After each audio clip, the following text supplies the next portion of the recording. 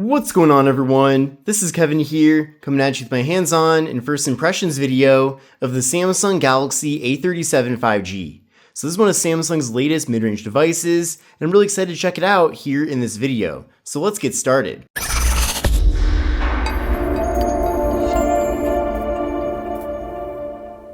So this is the new Galaxy A37 5G. Now this phone was just launched several days ago, and it is meant to be more of a budget mid-ranger from Samsung, and as the name of the phone does imply, this device is the successor to last year's A36 5G. Now with the Galaxy A37 5G, this phone is now $50 more expensive, starting at $449 up from $399. And then if you want to spend $100 more, we do have the Galaxy A57 5G, which is also very new. This phone starts at $549 up from $499 from the previous generation of this device. So things are clearly getting more expensive here, and I think what that's going to result in is that people who would have gone for maybe an A57 are now going to be considering an A37 because that better fits their budget. Now, along with the A37 5G being cheaper in comparison to the A57 5G, you are losing out on certain features and the phone's not as powerful. I'm also going to be creating a video comparing those devices as well, but if I had to make a prediction, I'd say the A37 5G probably will end up being more popular compared to the A57 5G. There's a lot of people out there that just aren't willing to spend too much money on a smartphone, and I totally understand that. And the good news though is that with the A37 5G,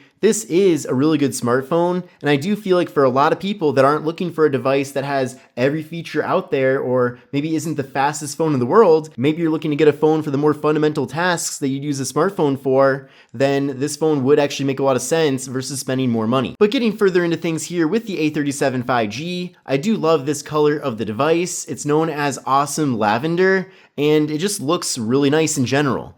Now the build materials of this phone feature glass on both the display and the back of the phone, and then the frame on the device is made out of plastic. Now, I definitely would recommend pairing this phone up with some sort of case, maybe a clear case, so you can still see this really cool lavender color, but that will definitely help protect the phone because plastic is certainly a lot more prone to getting scratched up as time goes on. But before we get too far into things here with the Galaxy A37 5G, let's see what all comes included in the box. So here is the box, and it's a slim box because there's no USB wall adapter included. But in the box we have this packet, and then in there we have a SIM card removal tool. We have some literature, and then finally we have a double-sided USB-C cable for charging and data transfer. Now with the Galaxy A37 5G, this device is 7.4 millimeters thick, so it's actually a relatively thin smartphone, and that actually makes this device slightly thinner than the Galaxy S26 Ultra. Now this display is 6.7 inches. We are getting Corning Gorilla Glass Victus Plus in the front, and then like I mentioned, we also have glass in the back, and it is also Victus Plus.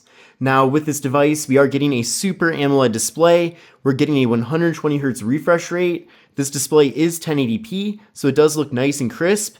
And then along with that, we're getting a PPI of 285, a 19.5:9 aspect ratio, and then finally an 86.5% screen to body ratio. So certainly with this device, we do have some bezels along the sides, and the bottom bezel is slightly thicker compared to the top and side bezels. Overall though, for what this phone is, I feel like it has a really nice design. This display does look really nice. I do like it quite a bit. It gets decently bright as well. And I definitely think for most people, if they're just looking at this phone, they would not think it is a mid-range device from Samsung. They might think it's actually a more expensive phone and maybe even an S-series device. Now with this display, we have a high brightness mode of 1200 nits and a 1900 nit peak brightness, which is actually the same brightness specifications that we get with the A57 5G. Now the front-facing camera on this phone is 12 megapixels, and then with this device, we are getting a base storage configuration of 128 gigabytes. Now unfortunately though, there is no microSD card expansion, so if that is a feature you like, then you simply will not find it here with this phone. Now there's no wireless charging, unfortunately, with the A37 5G,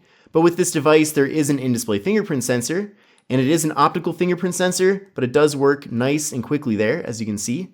Definitely very reliable. And then along with that, we're also getting face unlock. And then on the back of the phone, we're getting a triple camera setup with a 50 megapixel main camera, an 8 megapixel ultra wide angle camera, and then a 5 megapixel macro camera for close-up images. Now here's how things look on the camera app with the main rear camera. So by default, it actually captures images at 12 megapixels, but if you tap there, it will capture the full 50 megapixel images. So definitely nice to have that ability, and you might not always want to take 50 megapixel photos because they do take up a lot more space on your phone.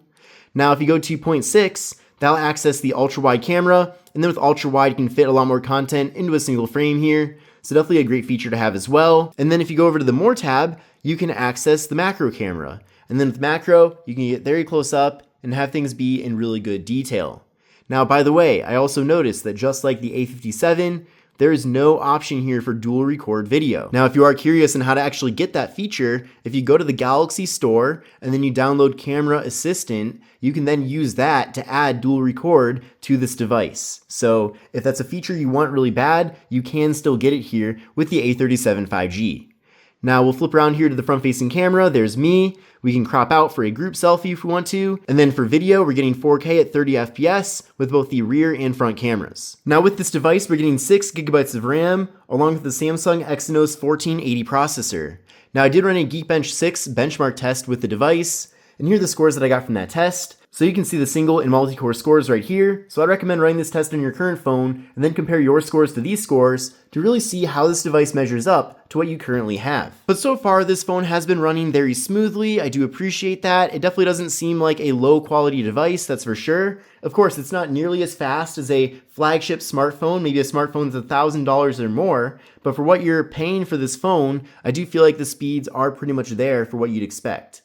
And then with this device, we're getting a 5,000 milliamp hour internal battery along with up to 45 watt fast charging. So that fast charging is definitely really nice to have. And then with this device, we're getting Android 16 out of the box along with Samsung's One UI 8.5. And then with this device, we are going to be getting up to 6 years of major Android software updates. So definitely a lot of software updates into the future. And then this phone does have NFC. And then we're also getting an IP68 dust and water resistance. So the phone can go underwater for up to 1.5 meters for up to 30 minutes and it will survive. Now taking a look at the right side of the phone, we have this raised up area where we have the volume up, volume down, and the power button. On the left side of the device, there's nothing.